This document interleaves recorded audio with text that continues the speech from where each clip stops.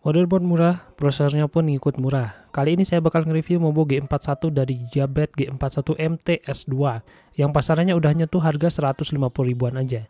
Di sini saya bakalan bahas spesifikasi, CPU support, dan rakitan yang pas buat Mobo ini. Tanpa perlu berlama-lama, langsung aja kita gas nge-review barang bekas motherboard Gigabyte G41 MT-S2.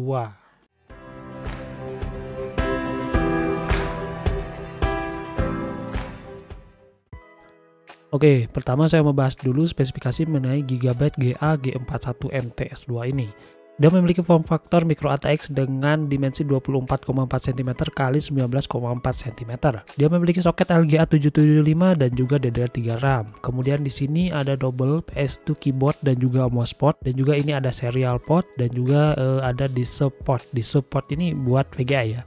Di sini ada 4 kali USB 2.0 dan juga RJ45 atau LAN port. Dia memiliki 3 audio jack yaitu line in, line out, dan juga mikrofon. Next di sini ada 2 kali USB 2.0 header, ini buat colokan ke casing. Kemudian ada 4 SATA 3 konektor dengan kecepatan 3 Gbps.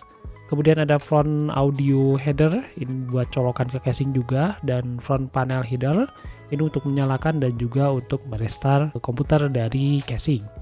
Next ada CPU fan connector, ini buat heatsink. Kemudian ini ada sistem fan connector. Ini misalkan kalau misalkan kalian mau nambahin fan dan juga moleksnya habis, ini bisa menggunakan colokan sistem fan connector ini. Kemudian ada parallel port, ini buat printer jadul itu colokannya ya, atau printer thermal gitu masih ada yang menggunakan parallel port. Next ada satu PCI Express, ini buat VGA, dan ini ada 2 PCI Express X1 slot, ini yang kecil, ini buat LAN card biasanya, dan juga ada PCI slot biasanya buat USB extender.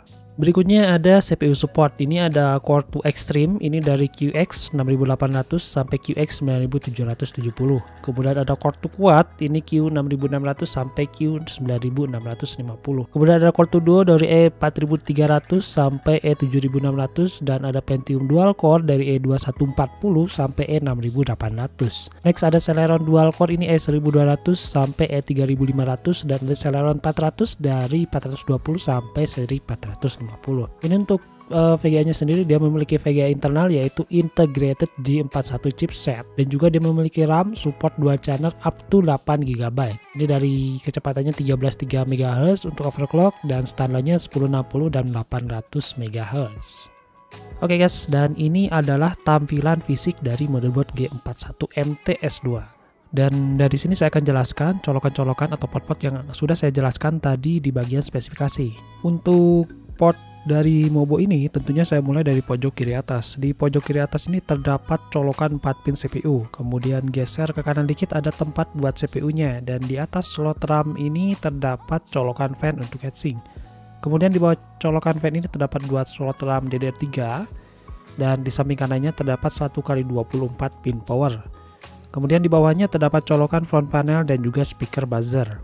Berikutnya kita ke pojok kanan tengah. Di sini terdapat colokan front audio header untuk colokan audio di casing PC.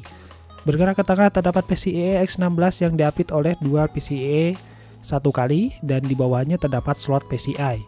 Untuk colokan yang ada di paling bawah dari kiri ke kanan tepatnya terdapat colokan LPT atau parallel port untuk printer, dan terdapat sysfan sebagai colokan tambahan untuk fan. Dan terdapat dual USB header 2.0 di sana. Kemudian di pojok kanan bawah terdapat slot 4 kali slot SATA. Next colokan di samping yang ada di paling atas ini dual PS2 mouse dan keyboard. Di bawahnya terdapat serial port yang hijau dan juga biru adalah di support atau colokan VGA. Kemudian di bawahnya colokan VGA terdapat 4 kali slot USB dan 1 kali LAN port. Dan yang paling bawah ini terdapat 3 kali jack audio meliputi line in, line out, dan juga mikrofon. Oke guys, sekarang kita masuk ke rakitan untuk motherboard G41 MT ini. Nah, untuk rakitan ini saya bagi menjadi 2 sesi ya. Sesi yang pertama saya akan jelaskan rakitan browsing atau hemat dana atau carry hore. Rakitan browsing atau hemat dana atau carry hore ini bertujuan buat teman-teman yang pengen punya komputer, yang penting punya aja. Itu buat bekerja atau mungkin buat entertainment. Contohnya untuk entertainment itu cuma YouTuber, cuma dengerin musik, cuma nonton film, ya lumayan lah ya, cocok lah ya kalau sekedar gitu-gitu doang mah gitu. Kalau untuk bekerja ya pembukuan pekerjaan, pembukaan stok barang, mungkin update stok barang, buat printing, ngeprint gitu, ngeprint laporan, ngeprint tugas gitu kan. Jadi nggak perlu spesifikasi yang tinggi-tinggi amat, dan untuk G41 ini udah bisa ngejalani itu semua guys ya. Dan kekurangannya untuk rakitan G41 yang low end ini tentunya ini udah jadul banget dan dia cuma support Windows 7. Karena kasihan kalau misalkan kita kasih Windows 8 atau mungkin Windows 10, ya ngeganggu pastinya ya, ngeganggu pekerjaan karena pasti bakalan lemot. Tentunya untuk rakitan yang kedua yaitu rakitan gaming. Rakitan gaming ini rakitan high end untuk G41 MT ini, dan part-part yang saya pilih tentunya khusus buat yang cocok di G41 MT ini. Tentunya untuk browsing dan juga gaming itu saya pilihkan price to performance ya, jadi ditentukan berdasarkan kebutuhan dan juga kualitas yang ada di komponen-komponen yang dipilih tersebut. Pertama, untuk rakitan browsing ini ada motherboard G41 tentunya yang ada di harga 150 ribuan. Dan untuk G41 ini usahakan teman-teman cari lagi yang lebih murah atau negosiasi lagi yang lebih murah guys ya. Karena untuk G41 di angka 150.000 ini kurang buat, walaupun pasarannya harga segitu. Saya yakin teman-teman bisa nemuin harganya lebih murah di angka 130.000 atau di angka 100 ribuan guys ya untuk G41 ini. Kenapa? Karena harga yang sama kita udah bisa ngedapetin H61 atau H81. Dan saya nggak bakalan bahas untuk H61 H81, saya fokus bahas di G41 aja. Next, untuk prosesor saya pilih Q8200. Kenapa? Karena untuk Q8200 ini salah satu tipe yang paling tinggi. Walaupun ada yang lebih tinggi dari quad core yaitu Core 2 Extreme. Tapi untuk Core 2 Extreme ini barangnya langka dan juga harganya jauh di atas di atas quad core series guys. Jadi saya pilih Q8200 yang dimana harganya cuma 23 ribuan. Ada perbedaan sedikit dari dual core yang hanya 15.000 dan juga S series itu 20.000, 15.000 sampai 10.000. Jadi perbedaannya nggak beda jauh, dan Q8200 ini sangat worth sekali guys ya. Next, untuk RAM, menurut saya untuk RAM ini 4GB aja udah cukup dengan prosesor dan juga motherboard yang udah cukup jadul. 4GB juga udah cukup guys ya, jadi nggak perlu sampai 8GB, atau misalkan kalau misalkan mau 8GB itu bisa beli 4x2, dan dari 4x2 ini ada di angka 100 ribuan. Kalau misalkan teman-teman mau multitasking gitu kan, mau sekalian aja 8GB itu is okay lah ya. Tapi untuk rakitan hemat dana ini 4GB menurut saya udah cukup, dan rata-rata RAM 2GB itu ada di angka 15 ribuan per piecesnya. Jadi kalau beli 4GB 2x2 itu 30.000. Next, untuk storage ini saya sarankan yang 250GB dan harganya ini cuma 35.000. Dari 160GB itu 30.000 dan juga 250.000 itu 35.000. Jadi nambah goceng, dapat storage yang agak gedean, menurut saya lumayan worth ya. Terus kenapa storage-nya nggak yang 500GB atau yang 1TB? Ya buat apa, buat nyimpan apa gitu kan. Kalau tujuan kita buat pembukuan dan juga buat pekerjaan, itu nyimpan file-file Word paling nggak nyampe 1GB, nggak nyampe 500MB gitu per satu dokumennya, kecuali kalau misalkan dokumennya itu sampai penuh sampai bertahun-tahun itu baru bisa sampai, dan juga ada beberapa attachment berupa gambar dan lain sebagainya. Jadi 250GB ini sangat buat sekali guys ya, sangat cocok kalau misalkan kita mau menghemat di bagian rakitan. Untuk VGA-nya sendiri kita nggak perlu pakai VGA eksternal tambahan, jadi kita cukup menggunakan VGA internal yang ada di motherboardnya G41 MT ini. Next, power supply. Nah, power supply ini saya selalu nyaranin ya sebenarnya ya. Untuk power supply mau rakit sejadul apapun atau mungkin apalagi yang keren ya, yang jadul aja saya selalu nyaranin yang 80+. Tapi karena ini kita menghemat dan juga part-partnya juga nggak begitu mahal, istilahnya kalau misalkan ada yang rusak itu nggak begitu rugi kan.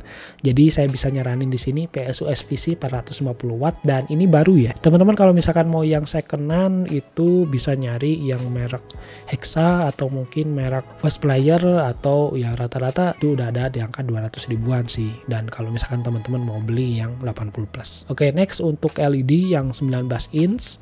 Di sini saya nyaranin yang second ya, karena tujuannya itu kita mau menghemat dana, dan juga yang second 19 ini masih cukup layak. Selain kalau kita masih menggunakan eGPU, colokan eGPU dari motherboard Gigabyte G41 ini dia masih menggunakan VGA. So LED 19 ini masih sangat cocok dan memang cocok untuk G41.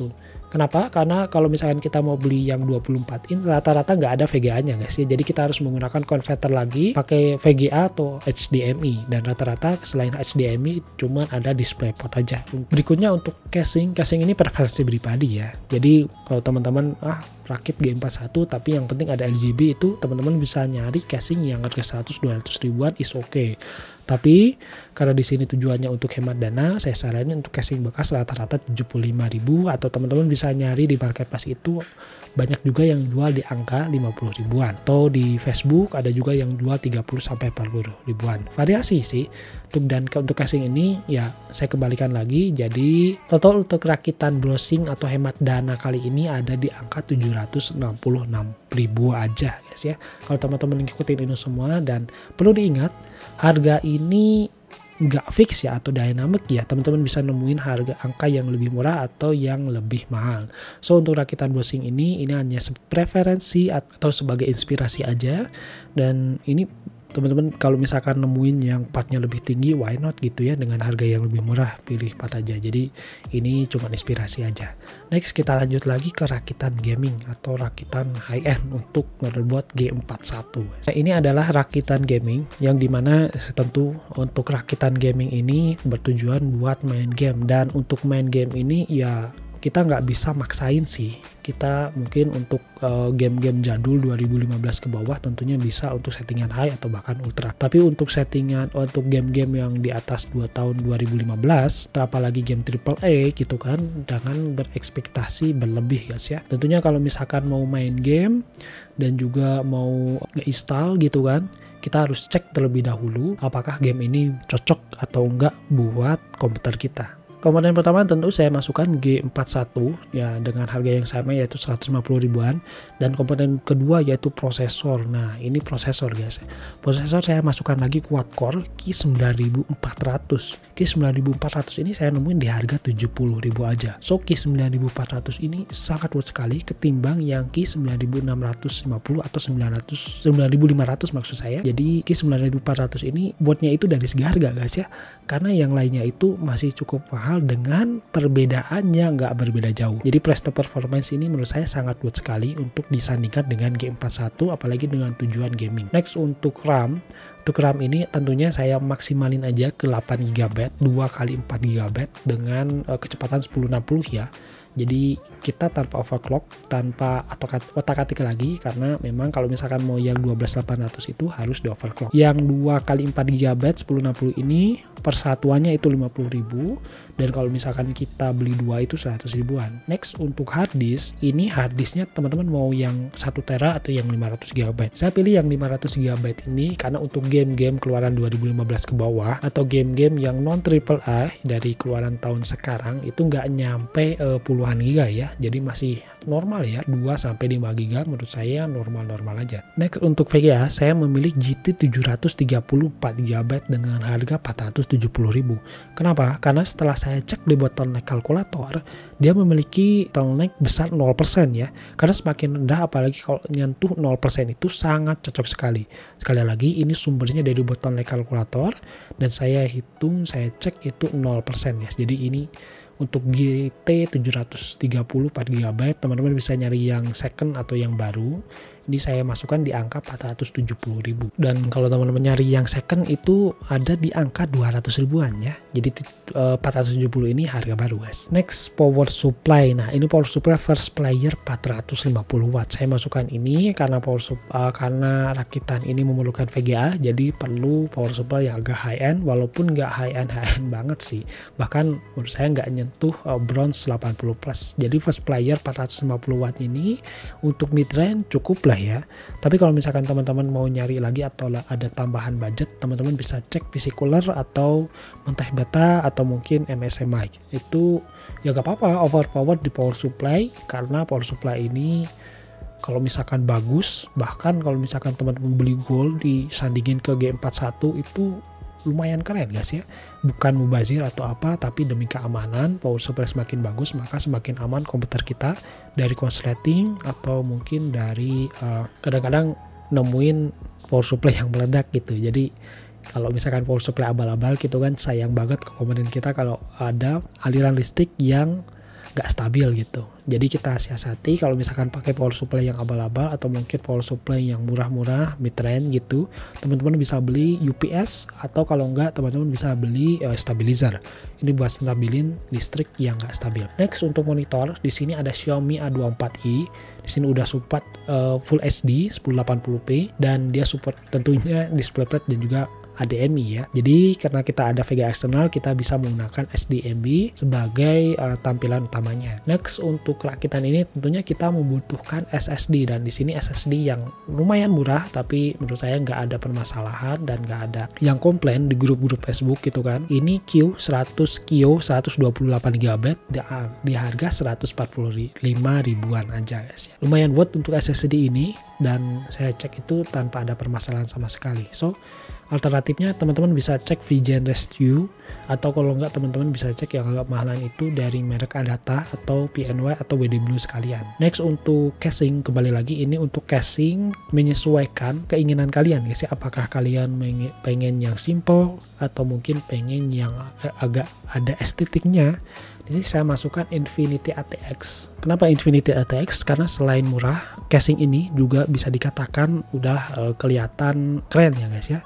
Karena udah ada kaca di sampingnya dan juga kelihatan lebih modern gitu karena kita bisa melihat komponen dari dalamnya. Rata-rata kan kalau misalkan casing bekas buat ya G41 itu kan full besi, samping atas bawahnya atau aluminium gitu guys ya. Jadi kadang-kadang kalau yang besi itu kan kalau kita pegang itu kan nyetrum. Nah untuk Infinity ATX ini ya menurut saya ini dari bahannya plastik dan kemungkinan besar nggak nyetrum guys ya. So ini adalah rakitan gaming dan kalau di total itu 2.608.000. Biasa teman-teman bisa nemuin yang lebih murah atau bahkan yang lebih mahal berdasarkan preferensi pribadi dari mulai monitor, power supply dan juga dari mulai casing. Itu preferensi pribadi guys ya. Tapi untuk prosesor dan juga VGA ini menurut saya ini udah overpower buat GA G41 dan udah sesuai dengan price performance. Balik lagi ini hanya referensi saja dan tentunya untuk komponen yang memilih balik lagi ke budget teman-teman. Saya ucapkan terima kasih sudah nonton video ini sampai di sini. Kalau misalkan ada pertanyaan mengenai motherboard ini teman-teman bisa tanyakan di kolom komentar. Kalau nggak ada,